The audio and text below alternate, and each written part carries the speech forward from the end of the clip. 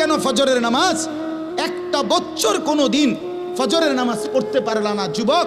তোমাদের মধ্যে যারা ফজরের নামাজ পড়ো না, তোমার মতো অসভ্য, তোমার মতো নির্লজ্জ, বেহায়া, তুমি খোদার জমিনে হাঁটো কেমনে? তুমি মাটির তলে হাঁটতে পারো না? তোমার মতো অসভ্য আর কোনো মানুষ হয়নি, বেহায়া কোথাকার। আল্লাহর রাসূল সাল্লাল্লাহু আলাইহি সাল্লাম বলেন, তাহাজ্জুদ নামাজ, হাদিসে আছে নবীজির জামানায় একবার সাহাবীরা বললেন একজন মুসলমানের ব্যাপারে, ইয়া রাসূলুল্লাহ, এই লোক সারা রাত ঘুমায় থাকে ফজর পর্যন্ত, কোনো দিন তাহাজ্জুদ পড়ে না। তাহাজ্জুদ মানে ফজর না, ফজরের আগের নামাজ। কথা বোঝেন নাই আপনারা? নবীজির সাথে সাথে মিশকাতে আমরা নিজে পড়ছি, আল্লাহ রাসূল বললেন, যালিকা রাজুলুন বালা শাইতানু ফি উদুনাইহি। নবী বলেন, তাহাজ্জুদ পড়ে না কখনোই, তাহলে তো এটা এমন একটা লোক যার দুই কানে শয়তান পেশাব করে দিছে। আছে কিনা? শয়তান মুত্তা দিছে তার কানে। তাহলে যেই যুবক, যেই মুসলমান ছেলে মেয়ে নারী পুরুষ একটা বছর 6টা মাস কোনোদিন ফজরের নামাজ পড়ে না, নবীজির সামনে যদি এই ডাকাইতের কথা বলতো তো কি বলতো? নবীর সামনে যদি বলে, ইয়া রাসূলুল্লাহ, আপনার উম্মতের এই ডাকাইতে 1 বছর কোনোদিন ফজরের নামাজ পড়ে না, তার ব্যাপারে আপনার মন্তব্য কি? তো রাসূল বলতেন, নবী শুনলে বলতেন, শয়তান তার পুরা শরীরে পায়খানা করে দিছে। হ্যাঁ, লজ্জা থাকলে হাসো না। মানুষের বাচ্চা যদি হও, হাসো না। যদি মুসলমান মার ঘরে জন্ম নিয়ে থাকো, কেন সেজদা দিলা না? এই বেটা, কেন সেজদা দিবা না বেটা? নবীজি সাল্লাল্লাহু আলাইহি সাল্লামের স্পষ্ট হাদিস, ফজরের নামাজ যে পড়ে না, নবী বলেন, ওয়া ইল্লা আসবাহা খাবিসান নফস কাসলানান। নবী যে বলেন যে ফজরের নামাজ পড়ে না, শুনতেছেন সবাই? ওই শুনতেছেন আপনারা? রাসূল বলছে যে ফজরের নামাজ পড়ে না, সে খবিস, খবিস, খবিস, এটা খবিস বেটা, খবিস, এটা খাবিসান নফস কাসলানান, এটা অলস, অকর্মণ্য, অপদার্থ। এটা যে কোনো পদার্থ ফেলাস্টিক, এটা আকামলা। এজন্য দয়া করে জিন্দেগির কদর করেন, বলেন ইনশাআল্লাহ। আল্লাহ আমাদেরকে তৌফিক দান করেন। হিম্মত চাই, হিম্মত। বন্দেগীর জন্য হিম্মত দরকার, হিম্মত দরকার। আপনারা, আমরা মানুষ, আমরা মুসলমান। আজকে বাপ আমরা আগাইতে পারছি না আমাদের খামখেয়ালির কারণে। আজকে সারা পৃথিবী আমাদেরকে বিদ্রুপ করে, মুসলমানের বিরুদ্ধে ষড়যন্ত্র করে, মুসলমানের উপরে জুলুম অত্যাচার করে, মুসলমানের যুবককে নিয়ে আপনার মস্কারি খেলে, তামাশা করে, একবার দুষ্টামি কইরা এটা যেন পাগলের মতো বানায় ফেলছে। মুসলমানের যুবককে একবার বেঈমানে বলে চুল এদিক দিয়ে কাইটা ফালাই দে, হেতে লাখ লাখ যুবক ফেলে দিল। পরের মাসে বলল, বেঈমানে বলল যে এবার চুল এদিক দিয়া ফালা, এবার দিল এদিক দিয়া ফালাইয়া। পরের মাসে বলল চুল চারিদিক থেকে কাইটটা একদম সমান করে মাঝখান দিয়ে একটা পাখির বাসার মতো চুল রাখ। যুবক এটাও লাখ লাখ করলো। তাহলে তোমারে যে পাগলের মতো, ছাগলের মতো তোমারে ঘুরাইতেছে, তুমি আহাম্মক বোঝো না? তুমি বোঝো না? হ্যাঁ, তোমারে 3 বছরের ভিতরে কয়টা ফ্যান বদলাইল? আমার দিয়ে 42 বছরের ভিতরে লুঙ্গি বদলাইতে পারলো না। অসুবিধা কি?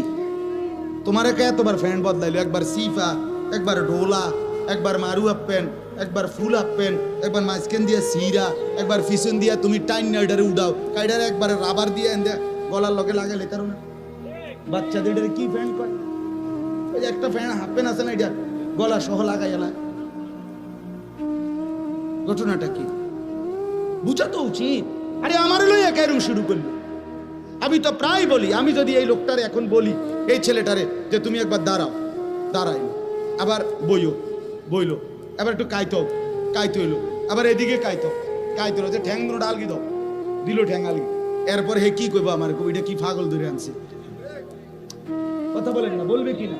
আরে আরে এটা কি পাগল, এবার আমারও লইয়া গেরুম শুরু করছে কি, একবার কয় ডাইন দিকে, একবার কয় বাম দিকে, একবার কয় ঠ্যাঙ্গাল কি দাও, বলবে কি না? বলেন না কেন? যেই কোনো মানুষ বলবে এটা যে আমারও লইয়া কে পাগলামি শুরু করলো।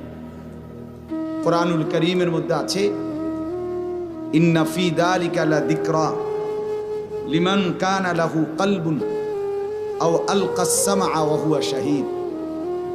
তিনটি জিনিস যে একত্র করে, এক নাম্বার হলো কলব মানে দিল, অন্তর, ভিতরটা। দুই নাম্বার হলো আও আলকাস সামআ মানে কান। তিন নাম্বার হলো ওয়া শাহীদ, সে নিজে সশরীরে সচক্ষে উপস্থিত, মানে চোখ, চোখে শোনা মানে চোখে দেখা মানে তো সশরীরে আছে, ঠিক না বলেন? যে দিল, কান, চোখ, আল্লাহ বলেন এই তিনটা একত্র করে শুনবে, নিশ্চয়ই তার জন্য আমার এই কোরআনের মধ্যে অবশ্যই নসিহত আছেই আছে, অবশ্যই উপদেশ আছেই আছে। সুবহান। তাহলে শর্ত হলো তিনটাকে একত্র করা, দিল, কান, চোখ একসাথ করা, একসাথ একত্র করলে ইনশাআল্লাহ তিনটাই যদি সজাগ রাখেন, অন্তর দিয়ে উপলব্ধি করলেন, মনোযোগ দিয়ে কান দিয়ে শুনলেন, সচক্ষে দেখলেন, এই তিনটা মিলাইলে ইনশাআল্লাহ জিন্দেগি বদলাবে, আল্লাহর কোরআন থেকে পরিবর্তন আসবে, জীবনটা গঠন করার মানসিকতা আসবে। এজন্য দয়া করে প্রত্যেকেই মনোযোগী হন। কোরআনুল কারীমের মধ্যে বহুভাবে আল্লাহ তাআলা বলছেন বান্দা গাফিল হইও, গাফিল হইও। আমাদের প্রিয় নবী সাল্লাল্লাহু আলাইহি ওয়াসাল্লাম, যার একটি মিনিটও বেহুদা নষ্ট হয় নাই, দিবা নিশি 24 ঘন্টা যিনি কোনো না কোনো ফিকিরে থাকতেন, কোনো না কোনো টেনশনে চিন্তায় থাকতেন। হাদিসের মধ্যে আছে কানা রাসূলুল্লাহ সাল্লাল্লাহু আলাইহি ওয়াসাল্লাম মুতাওয়াসিল আল আহজান দাইমাল ফিক্র। সাহাবীরা বলেন তো রাসূলুল্লাহ সাল্লাল্লাহু আলাইহি ওয়াসাল্লাম, সাহাবায়ে কেরাম বলেন যে নবীজিকে সারাক্ষণ দেখলে মনে হইতো দুইটা অবস্থা, মুতাওয়াসিল আল আহজান ধারাবাহিকভাবে চিন্তিত, দাইমাল ফিক্র সারাক্ষণ কোনো না কোনো চিন্তা করতেছে। মানুষ, এটা আমরাও তো বলি, মানুষের চেহারা দেখলেই মানুষ বলে ভাই কোনো পেরেশানিতে আছেন, এই চেহারায় বুঝায়। ভাই কোনো চিন্তা, খুব কোনো গভীর চিন্তা করতেছেন, আপনি কেউ কোনো খুব বিপদে আছেন, চেহারা ফুটে ওঠে।